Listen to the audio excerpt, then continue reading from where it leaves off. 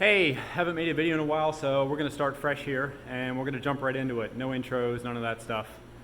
This is my twin turbo 2020 C8 Corvette. As I'm gonna show it to you, it has been in this state for a couple months now. It runs perfectly fine, but we're gonna take it apart today and there's gonna be quite a few videos about it because we're doing a lot to it. But let me go over it real quick and then we'll just jump into tearing it apart. So there she is in all of her shadow gray gloriness. That's the color of the car, along with, you can see, the adrenaline red interior. This is a 3LT car. It does not have mag ride, but it does have Z51, no front lift. It's got the high wing on it. It did not come with that. I added it. BC forged wheels. Pretty simple. But what people care about is what's in the back. This is my own personal twin turbo setup that I built here in this garage. No carpet here right now because I'm usually taking this on and off to make tweaks. So, stock engine, stock exhaust manifolds. That is an LME billet intake manifold to run my port injection. So you can't tune this factory ECU, but you can add fuel externally.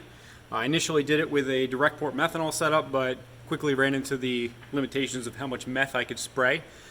So these are like 80 some odd pound injectors and I'm spraying 85 through those.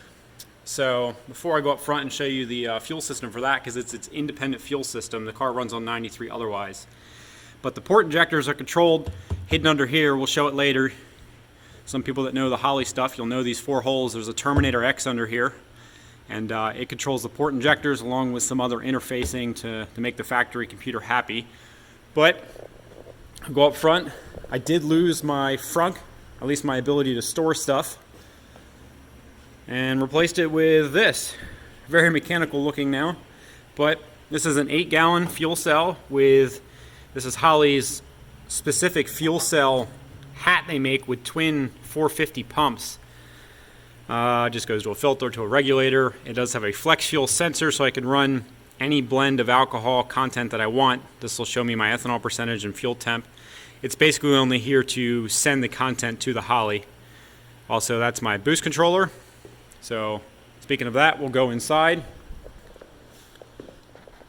Right on top of the infotainment screen there is my Cortex electronic boost controller. I think it's wonderful. Those of you that have it or have used it know you can do anything with it. There's the Holley Terminator X screen, so I can monitor what it's doing. And if you look down there, there's 2 buttons. One's simply a 2-step, and the other one is to turn the interior AC on. The reason for that, and I can't show it here because the car's not up in the air and panels aren't off, but the car has a forced inductions interchiller, and that cools the intake charge.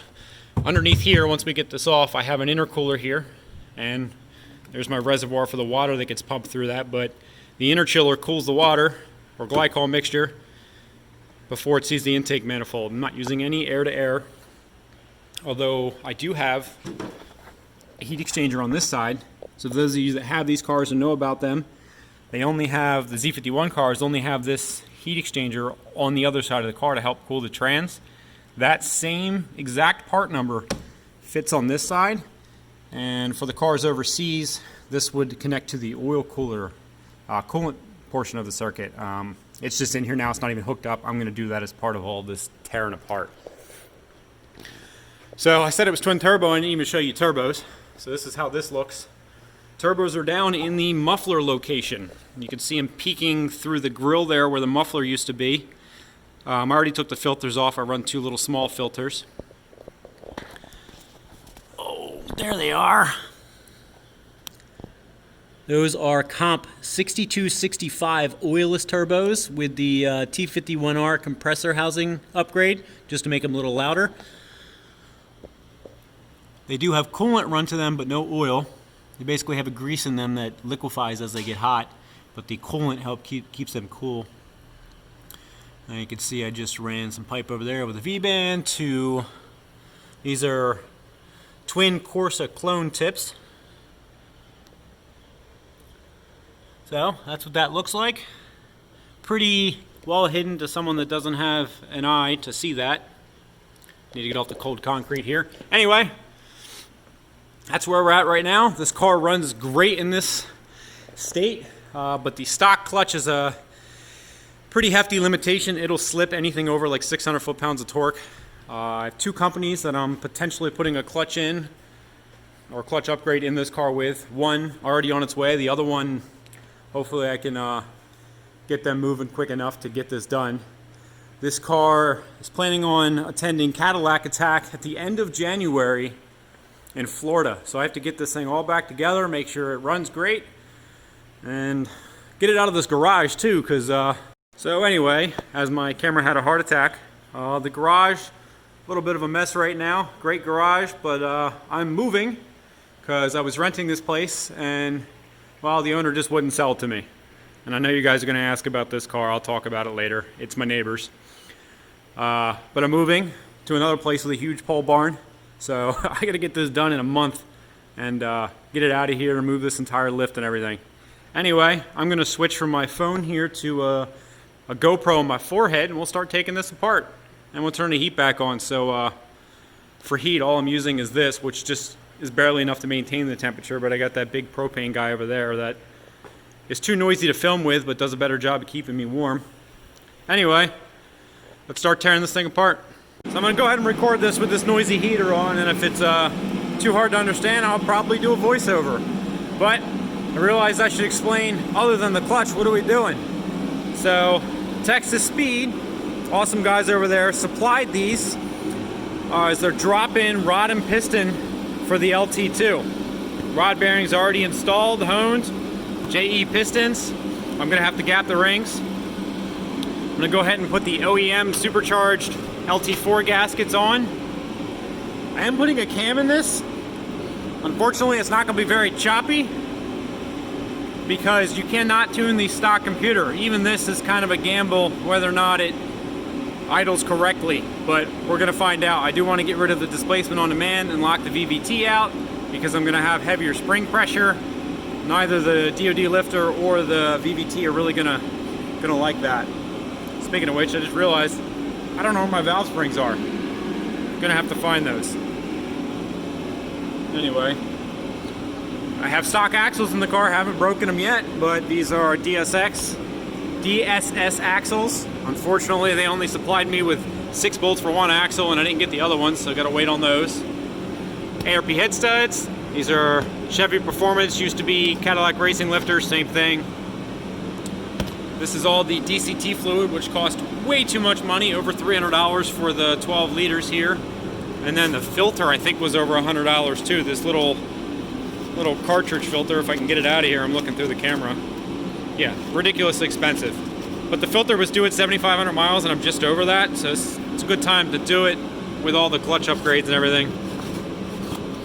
What you don't see here, and still on the way from Texas Speed, is their aftermarket casted PRC head. Actually answered my own question. The valve springs are coming on the heads. That's why I don't have them here. And then obviously the clutch upgrade. So let's get back to it. Okay, here is the engine and trans assembly dropped out. I decided not to use all the film I had of actually taking this apart because it would be an entirely too long of a video to upload. But here we are, everything's out. You can see the entire turbo system, intake manifold, everything stayed on the engine. What you don't see is my electronics for the port injection, but it also stayed on along with the intercooler when I dropped it. You can see I'm using stock exhaust manifolds. I did have a set of headers on here, but they really did kill the spool time. They shed too much heat. So back to stock manifolds I went. Car also ended up sounding better with the stock manifolds versus the headers. So you can see there's a bunch of lines up here you need to disconnect. Some of these coolant lines are a pain in the butt. There's a dry sump tank. You can see the coils are under the exhaust manifolds. There's a better look at the turbo kit. Pretty straightforward kit. There's the wastegates up top. They are externally dumped. There are those Comp 6265 turbos. I truly believe all of these cars with low mount turbos, or really any car with a low mount turbo setup, should run the oilless. You don't have to worry about a scavenge pump and all the lines associated with it trying to pump it back up to the engine. Also, these LT engines seem to be a little more susceptible to oiling, so I'd really rather keep all the oil where it belongs, not take away any of that pressure. There's the LME intake manifold, IAT in the back of it there. My map sensor is up towards the right of the screen here, just externally mounted because I have one for the Holly and then the factory one. All right, so we're going to jump right from this to pulling the clutch apart. I know a lot of people wanted to see the clutch and its inner workings, so from here on out it'll be all clutch related stuff, and then the next video we'll get to the engine. Okay, to get to the clutch on this, you have to pull the bell housing off here. You see all the empty holes. There are 16 T45 Torx right here. Little guys, they come off super easy. Now the clutch is already out of here, that's why you don't see the input shaft. There are 2 dowel pins, so you got to give it a little bit of wiggle. Last time I tried to do this with one hand, it didn't work, so hold please. Okay, now that I have this off, it's pretty easy. It's got a gasket on the back. Sometimes it stays on the trans, sometimes it stays here, because there's the one dowel pin and the other one is down there on the trans. So that's what it looks like without the clutch. I will pop a quick picture in here and talk over it of the clutch in there and point to, there's a center T40, I believe, screw right in the center that you have to pull out. Now there's a little cover covering it, but I found a little trick. If you half disassemble the first backing plate for the clutch, you can actually get to the screw so you don't damage that little plug. You can pop it out and reuse it. But now we'll go over to the clutch on the bench and start taking it apart. Okay, so here is the clutch on the left. On there is the flywheel on the right. This is just so you can see what this splines into. We'll get this up and out of the way. Here's the rubber plug that sits in here. Some of the people were actually poking in this and prying it out, and then you damage it. I'm sure you can get another one, but I didn't want to damage it. So if you pull this outer snap ring off and pull this front hub off, you could pop this out from the back. We'll put that out of the way. You will need some sort of press. They have transmission specific presses to push down on these to pull these snap rings. I've already done that, so you won't see it in this video, but there is an upper snap ring here, and then there's like this cushion ring here.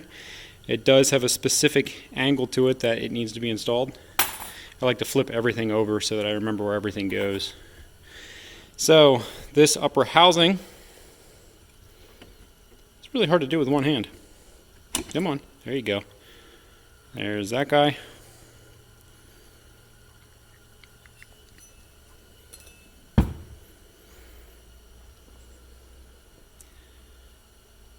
And then here's the inner one. This one is also hard to get out with one hand. There we go. It's splined all the inner and splined to this inner hub, and then the outer clutch plates here. Here's what that looks like. It has a little Torrington bearing on it. Don't lose that.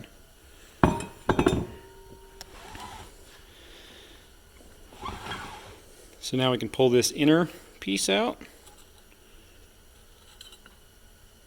This also has a larger bearing here. Sometimes it sticks there. Now there's also a little washer in here you don't want to lose. I'll show you when I can pull this out. There is also a giant snap ring that sits in here. You have to press down on this with a good bit of force. Then you can use your snap ring pliers to remove this guy. And then this will come out. See if I can do this with one hand.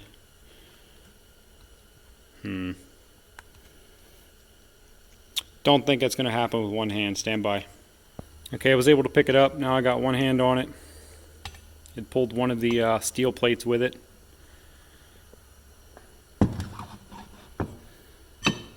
Now this isn't heat marks, this is just the fluid. I wanted to inspect this before I upgraded it to see if it was actually burnt. And what you'll see is they're in like perfect condition. There's no heat on this. These aren't burnt up. So I'm fairly confident once we get ECM and TCM tuning with these cars, we'll be able to go a little bit farther with the stock clutches. But the way to do it now is to upgrade the material. So I'm going to go ahead and flip these over onto this. Now the inner clutch, being a smaller diameter, is a 6 friction, and the outer is a 5 friction. They also have these little springs in between each friction material. Now, these springs also, they have an orientation. You can see they have a bevel to them. If you lose orientation, you can see on the steel, as long as you don't mix the steels up which way it was. So this one was...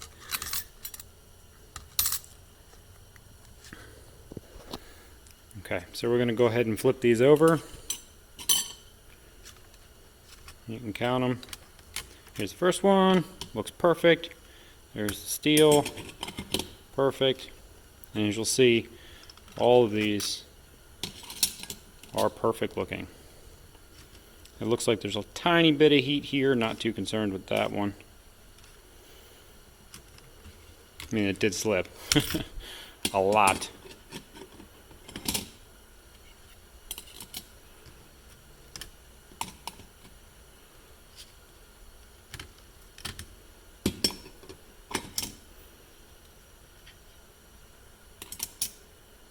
Interesting.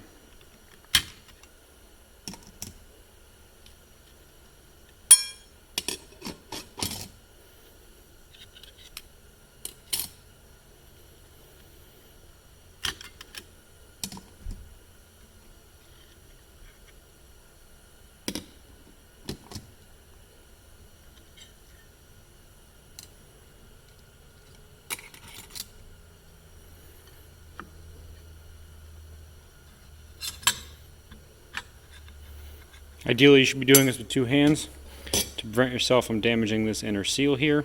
But that is all the inner clutches. These outer guys, these little... So these inner ones, there's two small, almost just spacer ones. They kind of suck to get out of there. You can see there's two here.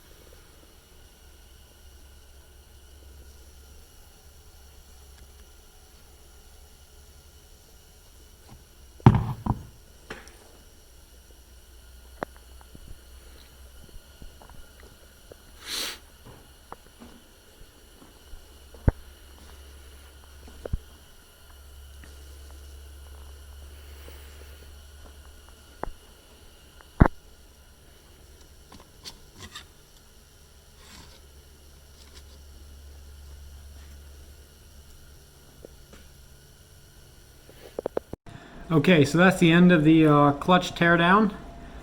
We're going to get this back together. There are two companies currently just offering clutches for this vehicle. Datsun's one of them. You've probably seen that in other videos. Amelia just talked about it in her last video. Also, McLeod, Robestos makes the clutches, but McLeod is offering a drop-in setup, which will have the same 5 count on the one clutch and 6 on the other, but their new GPZ material. I'm sure that's going to be a great affordable upgrade for most people. I have no idea what the limitation of those clutches will be with or without TCM and ECM tuning. I'd like to find that out. But I am most likely going to be going with the Datsun clutches because they are adding 2 steels and 2 frictions to each clutch. So it goes from a 5 and a 6 to a 7 and an 8. And I truly believe that's what's going to be necessary to handle the 1,000+ torque that we're going to do with these vehicles. But that's the teardown of this clutch. I got to get back to the rest of the vehicle. I'm doing the drop-in rods and pistons soon. I already have the other pistons out, so I'm going to start gapping rings to get this done. So if you guys like this video and you want to see more, let me know. I have a hard time filming when I'm actually working on the car because I'm extremely impatient and just want to get it done. I usually pick up the camera and just get pissed off and throw it and get back to work. Anyway, talk to you guys later.